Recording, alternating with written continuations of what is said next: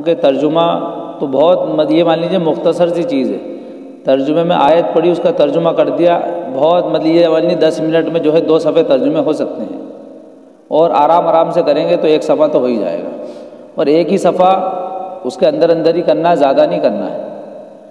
تو میں سوچ رہا ہوں کہ اسی 10-15 منٹ کے اندر کچھ 1-2 جیسے کہ فائدے منتخب احادیث میں لکھے ہیں نا، اس طرح کے فائدے جس کو نوٹ سے بھی کہہ سکتے ہیں، وہ آپ کو بتا دوں. ترجمہ کر دوں آیت کا، اس کا مختصر سا فائدہ بتا دوں، تو اس سے کیا ہے کہ ترجمے کا کچھ مفہوم آپ کے سمجھ میں آ جائے گا. تو ہمارا جو بیٹھنا ہے اس کا کچھ فائدہ ہونا بھی چاہیے.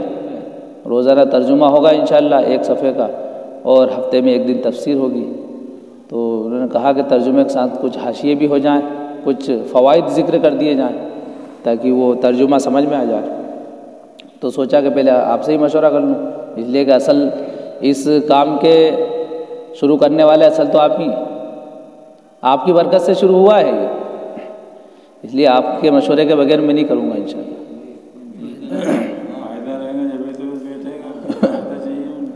اب دیکھو تفسیر میں تو بہت وقت چاہیے، تو اب نہیں چاہ رہے ہیں کہ، اور ہر آیت میں بھی نہیں، جہاں ضرورت محسوس ہوگی وہاں پر فائدہ ذکر کر دیں گے انشاءاللہ. اعوذ باللہ من الشیطان الرجیم. میں پناہ مانگتا ہوں اللہ کی شیطان مردود سے. بسم اللہ الرحمن الرحیم. شروع کرتا ہوں اللہ کے نام سے جو بے حد مہربان نہایت رحم کرنے والا ہے. الحمدللہ رب العالمین. تمام تعریفیں اللہ ہی کے لیے ہیں جو تمام جہانوں کا پالنہار ہے. الرحمن الرحیم.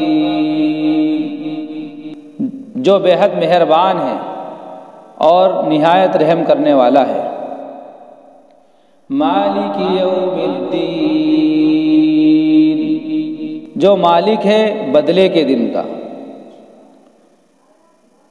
پہلی آیت میں فرمایا کہ تمام جہانوں کا پالنہار ہے. ساری تعریف اللہ ہی کے لیے ہے، ساری تعریف کا حقدار اللہ ہی ہے جو تمام جہانوں کا پالنہار ہے. اور اس میں ہر قسم کی تعریف داخل ہو گئی. دنیا میں کہیں بھی کسی کی بھی تعریف ہو رہی ہے تو وہ حقیقت کے اعتبار سے اللہ ہی کی تعریف ہو رہی ہے، اس لیے کہ سب کو پیدا کرنے والا اللہ ہی ہے. اگر کسی انسان نے کوئی کاریگری سے، اپنے ہنر سے، اپنے تجربے سے کوئی چیز ایجاد کی، یا کوئی پروڈکٹس اس نے تیار کیا، کوئی سامان، کوئی آلہ اس نے تیار کیا، تو یہ اس انسان کا کمال نہیں ہے بلکہ اللہ کا کمال ہے کہ جس اللہ نے اس کے اندر یہ صلاحیت دی، اس کے اندر دماغ دیا. تو یہ اللہ کی تعریف ہے، نہ کہ اس کاریگر کی نہ کی تعریف ہے. اس لیے کہ اصل صلاحیتوں سے نوازنے والا، اصل ہنر کو سکھانے والا اللہ ہے. اور اللہ تمام جہانوں کا پالنہار ہے، یعنی پوری دنیا میں جتنی بھی مخلوق ہیں سب کو اللہ پال رہا ہے. اور اگلی آیت میں فرمایا جو بے حد مہربان ہے. الرحمن جو بے حد مہربان ہے، الرحیم نہایت رحم کرنے والا ہے. یعنی اللہ جو تمام جہانوں کو پال رہا ہے، اور 18,000 مخلوقات کو اللہ پال رہا ہے، اور جتنی بھی دنیا ہیں، جس طرح یہ دنیا ہے، اس کے علاوہ جتنی بھی دنیا ہیں، جتنے بھی عالم ہیں، سب کو اللہ پال رہا ہے. اور اس کی 2 تفسیر ہیں.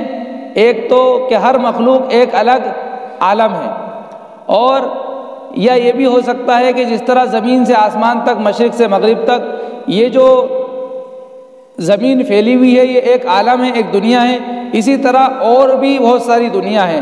عبداللہ ابن مسعود رضی اللہ تعالیٰ عنہ کی روایت کے مطابق 80,000 دنیا ہیں. تو سب کو اللہ پال رہا ہے. تو اللہ یہ جو پال رہا ہے یہ کسی کے دباؤ میں نہیں پال رہا ہے، بلکہ یہ اللہ اپنی رحمت کی وجہ سے، اپنی شفقت کی وجہ سے پال رہا ہے. کہ اللہ کسی کے دباؤ میں نہیں پال رہا ہے، بلکہ اللہ بے حد مہربان ہے اور نہایت رحم کرنے والا ہے۔ تو اللہ اتنا رحیم ہے، اتنا کریم ہے کہ وہ اپنی رحمت کے طفیل سب کو پال رہا ہے، سب کو روزی دے رہا ہے، سب کو کھلا رہا ہے، سب کو نواز رہا ہے۔ تو کسی کے دباؤ میں نہیں کر رہا ہے، بلکہ اپنی رحمت اور اپنی محبت اور اپنی رحمانیت اور رحیمیت کی وجہ سے کر رہا ہے۔ مالک یوم الدین، جو مالک ہے بدلے کے دن کا، جو مالک ہے روز جزا کا یعنی بدلے کے دن کا۔ حالانکہ مالک تو آج بھی اللہ ہی ہے، لیکن یہاں پر خصوصیت کے ساتھ ذکر فرمایا کہ مالک ہے بدلے کے دن کا۔ وجہ اس کی یہ ہے کہ دنیا میں اللہ تعالیٰ نے ہر انسان کو کسی نہ کسی مرحلے میں کچھ نہ کچھ ملکیت دے رکھی ہے۔ کوئی کسی مکان کا مالک ہے، کوئی کسی دکان کا مالک ہے، کوئی کسی عہدے کا مالک ہے، کوئی کسی فیکٹری کا مالک ہے۔ تو دنیا میں ہر انسان کسی نہ کسی چیز کا مالک ہے، کچھ نہ کچھ ملکیت اس کو حاصل ہے۔ یہ دنیا کی ملکیت عارضی ملکیت ہے، لیکن اللہ دنیا کو ختم کر دے گا اور قیامت کے دن اللہ ہی مالک ہوگا۔ جب سب کچھ فنا ہو جائے گا، صرف اللہ ہی کی بادشاہت ہوگی، اللہ ہی کی ملکیت ہوگی۔ اس لیے فرمایا کہ اللہ بدلے کے دن کا مالک ہے، یعنی وہاں کسی کی ملکیت نہیں چلے گی، وہاں کسی کا زور، کسی کا دباؤ نہیں چلے گا، بلکہ لمن الملک اليوم، اللہ ہی کی ملکیت ہوگی اور پوری دنیا کا، پورے ملک کا اور سارے انسانوں پر اللہ ہی کی حکومت ہوگی، اللہ ہی کی بادشاہت ہوگی۔ لمن الملک اليوم للہ الواحد القہار۔ قیامت کے دن ایک زبردست اللہ کی حکومت ہوگی، اللہ کی بادشاہت ہوگی۔ تو جو اللہ اتنی تعریفوں کا مستحق ہے، جو تمام جہانوں کو پال رہا ہے اور اپنی رحمت و شفقت کی وجہ سے پال رہا ہے، نہ کہ کسی کے دباؤ کی وجہ سے، اور وہ بدلے کے دن کا مالک ہے، یعنی قیامت کے دن کوئی کسی کی سفارش نہیں کر سکے گا، کوئی کسی کے کام نہیں آ سکے گا، اور اللہ ہی اس دن کا مالک ہے۔ اللہ جس کے ساتھ جو چاہے گا فیصلہ کر دے گا۔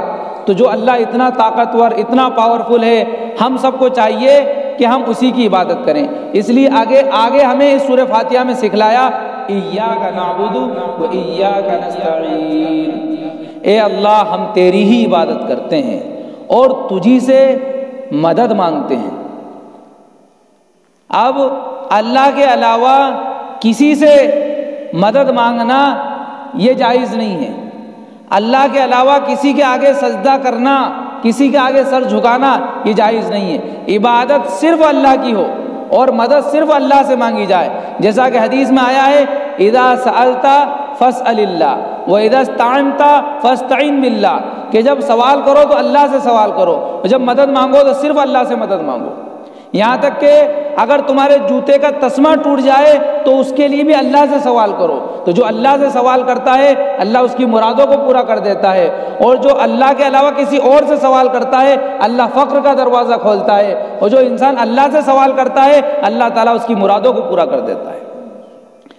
آگے فرمایا اہدنا الصراط المستقیم، اے اللہ تو ہم کو سیدھے راستے پر چلا۔ صراط الذین انعمت علیہم غیر المغضوب علیہم ولا الضالین، ان لوگوں کے راستے پر چلا جن پر تو نے انعام کیا، ان لوگوں کے راستے پر نہ چلا جن پر تیرا غضب نازل ہوا، اور نہ ہی ان لوگوں کے راستے پر چلا جو گمراہ ہو گئے۔ اب یہاں پر ہم نے اللہ تعالیٰ سے دعا مانگی ہے کہ ہمیں سیدھے راستے پر چلا۔ سیدھا راستہ کون سا؟ اللہ تعالیٰ نے اس میں ایک اصول ذکر فرما دیا کہ ان لوگوں کے راستے پر چلا جن پر تو نے انعام کیا ہے، ان لوگوں کے راستے پر چلا جن پر تو نے فضل فرمایا ہے۔ مفسرین لکھتے ہیں کہ اللہ تعالیٰ نے انعام کن پر کیا ہے، اللہ تعالیٰ نے فضل کن پر فرمایا ہے۔ ایک دوسری آیت میں وَمَن يُطِعِ اللَّهَ وَالرَّسُولَ فَأُولَٰئِكَ مَعَ الَّذِينَ أَنْعَمَ اللَّهُ عَلَيْهِم مِّنَ النَّبِيِّينَ وَالصِّدِّيقِينَ وَالشُّهَدَاءِ وَالصَّالِحِينَ وَحَسُنَ أُولَٰئِكَ رَفِيقًا، کہ جو اللہ کی اطاعت کرتا ہے، اس کے رسول کی اطاعت کرتا ہے، تو وہ قیامت کے دن ایسے لوگوں کے ساتھ ہوگا جن پر اللہ نے انعام کیا ہے، یعنی من النبیین، نبی، صدیقین والشہداء اور صالحین۔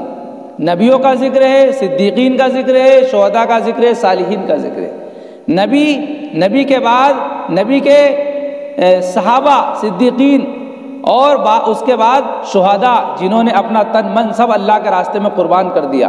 پھر اس کے بعد صالحین، امت کا نیکوکار طبقہ، اولیاء کرام، بزرگان دین، اساتین امت، اکابرین امت، ان کے راستے پر چلا۔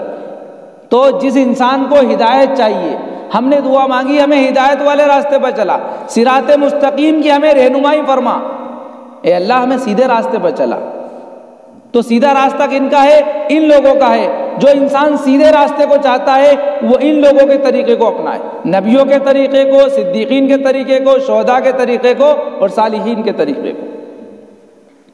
اور آگے غیر المغضوب علیہم ولا الضالین، ان لوگوں کے راستے پر نہ چلا جن پر تیرا غضب نازل ہوا، اور نہ ان لوگوں کے راستے پر چلا جو گمراہ ہو گئے۔ جن پر انعام کیا ہے ان لوگوں کے راستے پر چلا، جن پر غضب نازل ہوا ہے اور جو گمراہ ہو گئے ان کے راستے پر نہ چلا۔ مغضوب سے مراد ہے، اب دیکھیے ایک انسان تو وہ ہوتا ہے جس کو معلوم ہی نہ ہو کہ کیا کرنا ہے کیا نہیں کرنا ہے، عمل کس پر کرنا ہے کس پر نہیں کرنا ہے، جس کو کچھ جانکاری نہیں ہے، ایک وہ انسان ہے۔ ایک وہ انسان ہے جس کو جانکاری سب کچھ ہے لیکن پھر بھی عمل نہیں کر رہا ہے۔ تو جس کو جانکاری ہے، معلومات ہے، پھر عمل نہیں کر رہا ہے، ایسے لوگوں کو کہا مغضوب علیہم، جن پر اللہ کا غصہ نازل ہوا۔ اور یہ بڑی سخت جو ہے چیز ہے، بڑا سخت عذاب ہے اللہ کا کہ اللہ کا غصہ ان پر نازل ہوا، اس لیے کہ ان کو معلوم تھا، اس کے بعد انہوں نے عمل نہیں کیا۔ اور مفسرین لکھتے ہیں کہ مغضوب علیہم سے مراد یہود ہیں، کہ ان کو معلوم تھا، اس کے بعد انہوں نے جو ہے عمل نہیں کیا، اس کے بعد انہوں نے محمد صلی اللہ علیہ وسلم کو آخری نبی نہیں مانا۔